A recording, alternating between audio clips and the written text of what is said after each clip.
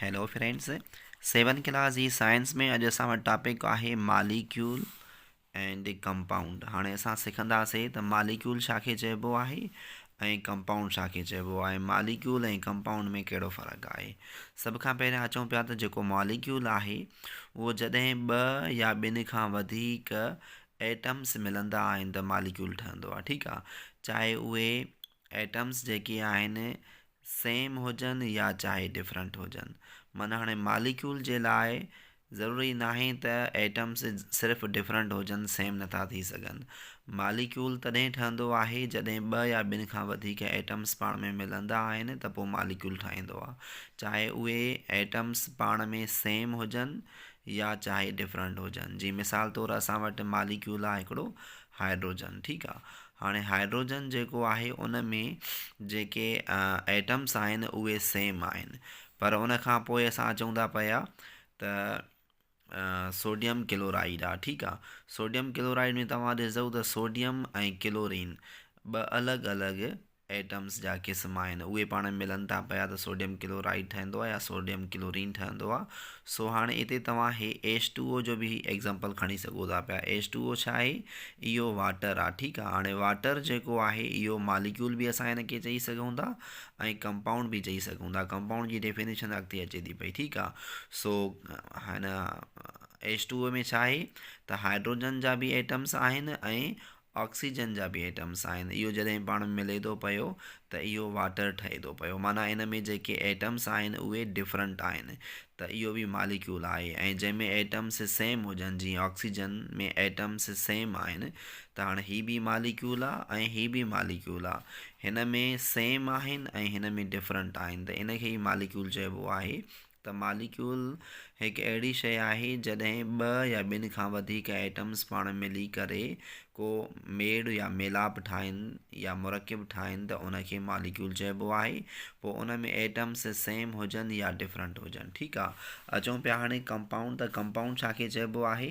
Compound हिकु अहिड़ो molecule आहे, माना हीअ मालिक्यूल जो क़िस्म आहे। कंपाउंड जेको आहे इहो मालिक्यूल जो क़िस्म आहे। त कंपाउंड हिकु अहिड़ो मालिक्यूल आहे जंहिंमें हमेशह डिफरेंट जेके आहिनि उहे एटम्स पाण में मिली करे ठहंदो आहे। ठीकु आहे, जीअं वज़ाहत हिते साम्हूं ॾिए थो पियो, compound is a molecule that contains atoms of at least two different elements. जॾहिं ॿ डिफरेंट एलिमेंट्स जा एटम्स मिली करे का शइ ठहे त उनखे कंपाउंड चइबो आहे। ठीकु आहे, सो हाणे असां हिन खे चङी तरह पढ़ंदासीं त मालिक्यूल छा खे चइबो आहे। A molecule is formed when two or more same or different atoms join together chemically. Chemical जो मतिलबु आहे त हिनखे असां आम तरीक़नि सां वरी अलॻि धार नथा करे सघूं पिया। ठीकु आहे, अहिड़ी चेंज जंहिंखे असां आम फॉर्मल तरीक़े सां डिफ्रेंशिएट न करे सघूं त अहिड़ी तब्दीली खे केमिकली चेंज चइबो आहे। ठीकु आहे, सो हाणे मालिक्यूल छा आहे? Molecule is formed when two or more same or different atoms join together. Molecule तॾहिं ठहंदो आहे जॾहिं ॿ या ॿिनि खां वधीक चाहे सेम एटम हुजनि या डिफरेंट एटम्स हुजनि पाण में मिलंदा आहिनि त मालिक्यूल ठहंदो आहे। So some molecules consist of two atoms of the same element. कुझु मालिक्यूल्स ईअं ठहंदा आहिनि जो सेम एटम्स पाण में मिलंदा आहिनि। Some molecules consist of two atoms. कुझु मालिक्यूल्स में ॿ एटम्स हूंदा आहिनि ऑफ सेम एलिमेंट, कंहिं हिक ई एलिमेंट जा। जीअं हाइड्रोजन आहे, जीअं क्लोरीन आहे। सो हाइड्रोजन में जीअं ऑक्सीजन आहे, ऑक्सीजन में जेके एटम्स आहिनि उहे सेम आहिनि ऐं क्लोरीन में बि जेके एटम्स आहिनि उहे सेम आहिनि। हीअ अलॻि अलॻि आहे। ठीकु आहे, so while other molecules like water. कुझु ॿिया मालिक्यूल जंहिंजो मिसाल हिते वाटर खयों वियो आहे या मीथेन खयों वियो आहे। सो कंसिस्ट ऑफ डिफरेंट एटम्स। हाणे इन्हनि में एटम्स जेके आहिनि उहे डिफरेंट आहिनि। वाटर में हाइड्रोजन ऐं ऑक्सीजन जा डिफरेंट ऐं मीथेन में बि कार्बन ऐं हाइड्रोजन जा डिफरेंट हूंदा आहिनि। ठीकु आहे, सो अहिड़े हिसाब सां माना डिफरेंट एटम्स मिली करे बि मालिक्यूल ठहंदो आहे या सेम एटम्स मिली करे बि मालिक्यूल ठहंदो आहे। ठीकु आहे, so simple molecules of oxygen and chlorine. Simple molecules of oxygen ऐं क्लोरीन जेके आहिनि आर शोन इन फिगर 6.9 ये हेठि 6.9 में ॾेखारिया विया आहिनि। हीअ जेको आहे ऑक्सीजन जा 2 एटम्स आहिनि, इहे पाण मिली करे ऑक्सीजन मालिक्यूल ठहियो आहे, ऐं हीअ 2 जेके आहिनि क्लोरीन्स जा एटम आहिनि, इहे पाण मिली करे क्लोरीन एटम ठहियो आहे। ठीकु आहे।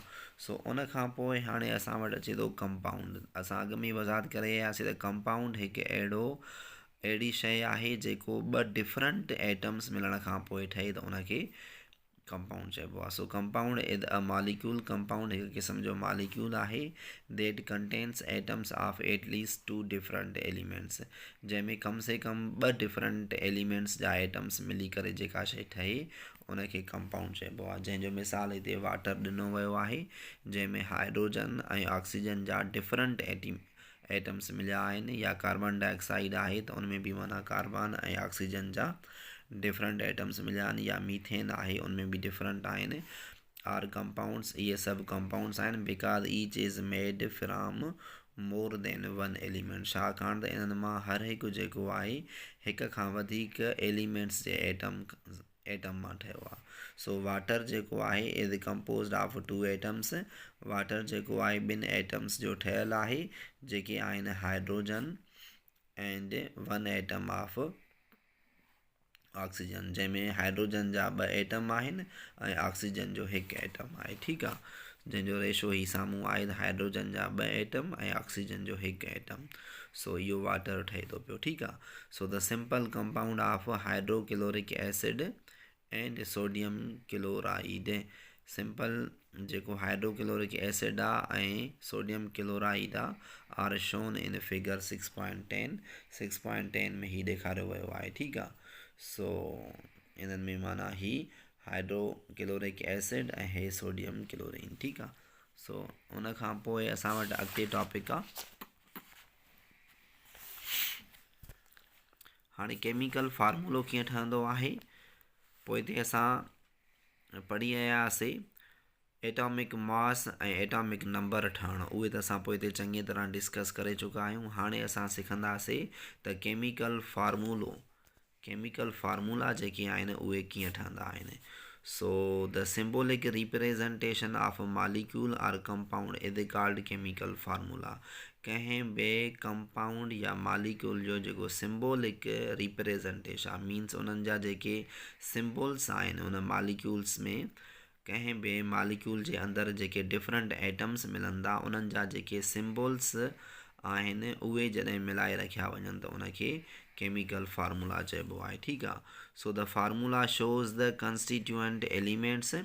फार्मूलो जेको आहे उहो बनावटी एलिमेंट ज़ाहिर कंदो आहे and their exact number of atoms, ऐं उन्हनि जे एटम्स जो सही तादाद ज़ाहिर कंदो आहे प्रेजेंट इन अ मॉलिक्यूल, जेके मॉलिक्यूल में मौजूदु हूंदा आहिनि, आर अ कंपाउंड या कंपाउंड में। जी हाणे असां वटि हिते हिकिड़ो कंपाउंड मौजूदु आहे वाटर। हाणे वाटर में कहिड़ा एटम्स, वाटर जे मॉलिक्यूल में कहिड़ा एटम्स हूंदा आहिनि, हाइड्रोजन ऐं ऑक्सीजन, ऐं इन्हनि जो रेशो छा हूंदो आहे।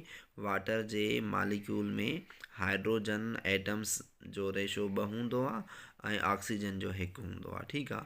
सो हाणे हीअ छा आहे, सिंबॉलिक रिप्रेजेंटेशन आहे। मीन्स हिन जे एटम्स जा जेके सिंबल्स आहिनि उन्हनि जी रिप्रेजेंटेशन आहे। त हाइड्रोजन जो सिंबल H आहे ऐं हाइड्रोजन जा 2 एटम्स आहिनि त मीन्स H2 इनखे लिखिबो, ऐं ऑक्सीजन O जेको आहे उहो ऑक्सीजन खे ज़ाहिर करे थो, ऐं ऑक्सीजन जो 1 एटम आहे त ऑक्सीजन खे हिते असां हेठां 1 ॾेई बि सघूं था, न बि ॾेई सघूं था। ठीकु आहे।